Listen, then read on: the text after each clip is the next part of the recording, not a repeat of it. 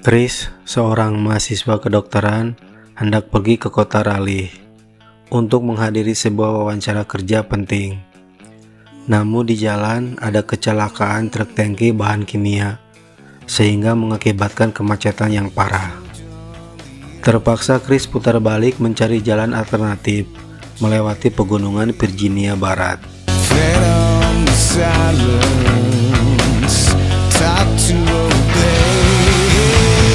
Setelah jalan beberapa kilo, Chris agak lengah. Mobil hilang kendali sehingga menabrak mobil yang terparkir di jalan. Mobil itu milik kawanan mahasiswa, terparkir di tengah jalan karena banyak bocor. Melindas kawat yang sepertinya sengaja disimpan oleh seseorang, mengakibatkan mobil Chris pun mogok.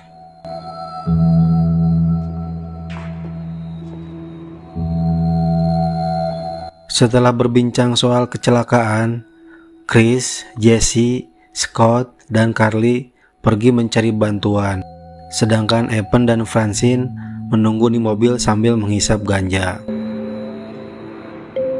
Setelah teler karena ganja, Francine iseng menggeledah mobil Chris.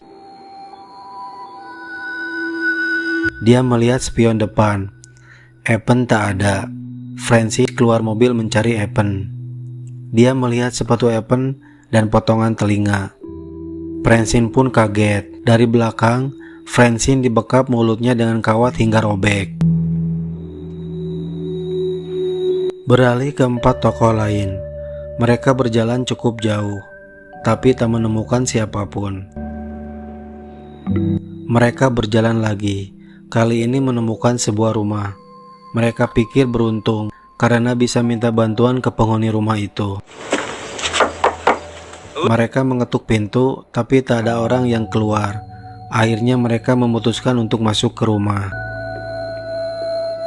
Rumah tersebut sangat aneh dan tak biasa. Scott mengajak pergi dari rumah karena dia pikir ini rumah tempat pemujaan setan. Tapi Carly perlu ke kamar mandi dulu. Mereka melihat-lihat rumah, terkejut mendapat potongan tubuh manusia, dari mulai gigi, tangan hingga jantung. Mereka langsung sadar dan langsung pergi dari rumah. Tapi baru saja di pintu, mereka melihat yang punya rumah datang. Mereka berlarian untuk bersembunyi. Chris dan Jesse bersembunyi di kolong kasur. Dia terkejut melihat Francine tewas mengenaskan, yang diletakkan tepat di depan matanya. Ternyata ini adalah rumah keluarga kanibal berjumlah 3 orang.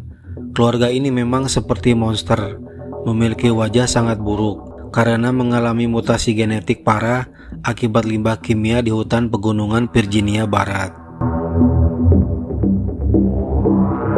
Di balik pintu, Carly melihat pemandangan mengerikan. Tangan dan kaki Francine dipotong-potong.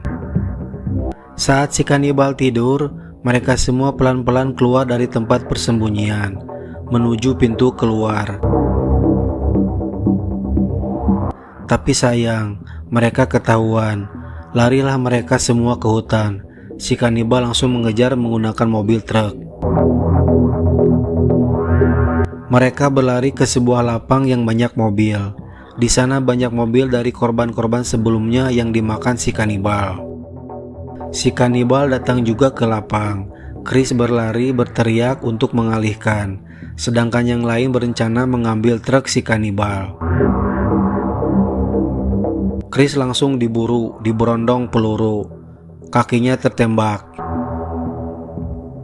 Melihat Chris tertembak, Scott pun berlari berteriak untuk mengalihkan para kanibal, menyuruh Jesse dan Carly membantu Chris.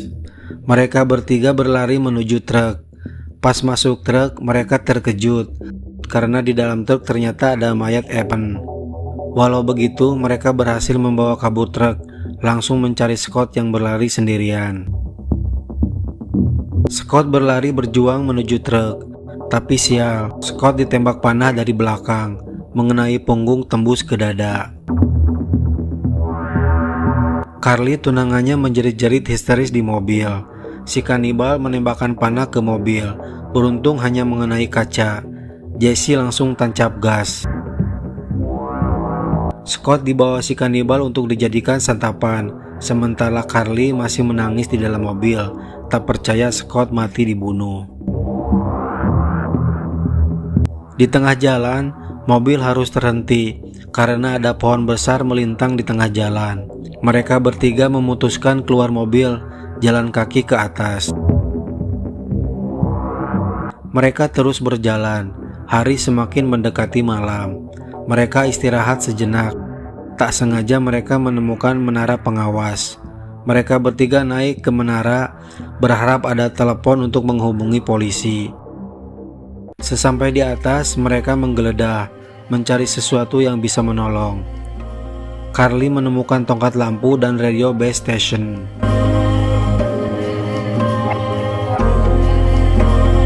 Hari sudah malam. Chris melihat para kanibal di bawah dengan obor. Segera mereka merunduk dan menutup tongkat lampu. Saat suasana hening, tiba-tiba radio berbunyi kencang. Suara dari markas darurat penjaga hutan minta lokasi untuk membantu. Jesse menjelaskan lokasi di menara, dan si penjaga hutan mengatakan kami akan datang. Setelah itu radio mati. Para kanibal naik ke atas menara karena mengetahui mereka ada di atas. Si kanibal berhasil menerobos menara, tapi tangannya dihantam Chris. Merasa kesusahan masuk menara, si kanibal akhirnya membakar menara. Mereka bertiga sangat panik. Api semakin membesar. Daripada mati terbakar, mereka memutuskan untuk loncat ke ranting-ranting pohon. Mereka bertiga berhasil hinggap di pohon, tapi belum selesai. Si kanibal melihat mereka di pohon, diburu lagi ditembak panah. Salah satu kanibal naik ke atas pohon, berhasil menebas mulut Carly dengan kapak sampai mati. Chris dan Jesse yang mengetahui Carly ditebas, tapi tak bisa berbuat apa-apa. Mereka melanjutkan berjalan di pohon untuk menjebak si kanibal yang ada di pohon. Jesse teriak agar si kanibal datang menghampirinya. Benar saja, si kanibal tiba-tiba muncul di hadapan Jesse. Dengan sigap, Chris melepas ranting yang sudah dipegang dari tadi hingga si kanibal terjungkal ke bawah sampai terkapar. Singkat cerita, Chris dan Jesse berhasil lari sampai ke tebing air terjun. Di dalam goa mereka bersembunyi. Jesse sangat sedih dan terpukul karena semua sahabat terbaiknya telah mati. Keesokan harinya, mereka melanjutkan berjalan kaki. Setelah jalan cukup lama, mereka menemukan jalan raya. Chris mengajak Jesse untuk meluncur turun langsung ke jalan raya. Tapi tiba-tiba si kanibal datang menyerang, menghantam Chris sampai terempas ke bawah. Sementara Jesse dibawa pergi si kanibal. Di saat bersamaan, Chris melihat mobil polisi. Chris segera turun untuk mencegat polisi. Polisi berhasil dicegat. Tapi baru saja Chris menjelaskan, tiba-tiba polisi mati. Wajahnya dipanah si kanibal. Si kanibal menghampiri mobil polisi. Chris langsung bersembunyi di kolong mobil. Chris lelaki pemberani. Dia tidak kabur, tapi menguntit di kolong mobil menuju rumah kanibal untuk menolong Jesse. Sementara Jesse diikat di rumah si kanibal, tentunya untuk dipotong-potong dijadikan sayur daging. Tak lama, datang si kanibal yang membawa mayat polisi. Jesse teriak-teriak melihat si kanibal memenggal polisi. Saat Jesse akan dipenggal, tiba-tiba api berkobar di depan pintu. Chris langsung menerobos rumah dengan mobil, menabrak si kanibal. Sedangkan kanibal yang satu lagi dihantam dan ditusuk perutnya dengan kunci.